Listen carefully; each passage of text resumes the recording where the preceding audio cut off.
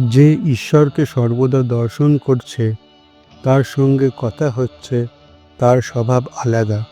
কখনো জড়বৎ, কখনো পিশাচবৎ, কখনো বালকবৎ, কখনো উন্মাদবৎ, কখনো সমাধিস্থ হয়ে বাহ্যশূন্য হয়, জড়বৎ হয়ে যায়। ব্রহ্মময় দেখে, তাই পিশাচবৎ।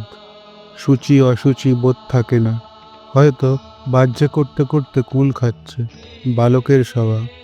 স্বপ্নদোষের পর অশুদ্ধি বোধ করে না, শুক্রে শরীর রয়েছে এই ভেবে। বিষ্ঠামূত্র জ্ঞান নাই, সব ব্রহ্মময়। ডাল ভাতও অনেক দিন রাখলে বিষ্ঠার মতো হয়ে যায়। আবার উন্মাদবোধ আছে, তার রকম সকম দেখে লোকে মনে করে পাগল। আবার আছে বালকবৎ, কোনো পাশ নাই, লজ্জা নাই, ঘৃণা সংকোচ প্রভৃতি। ঈশ্বর দর্শনের পর এই রূপ অবস্থা। যেমন চুম্বকের পাহাড়ের গাছ থেকে জাহাজ যাচ্ছে, জাহাজে স্ক্রু পেরে আলগা হয়ে খুলে যায়। ঈশ্বর দর্শনের পর কাম ক্রোধাদি আর থাকে না।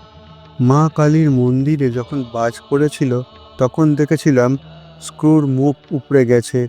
যিনি ঈশ্বর দর্শন করেছেন তার দ্বারা আর ছেলেমেয়ের জন্ম দেয়া সৃষ্টির কাজ হয় না। ধান পুঁতলে গাছ হয়, ধান সিদ্ধ করে পুঁতলে আর কাজ হয় না।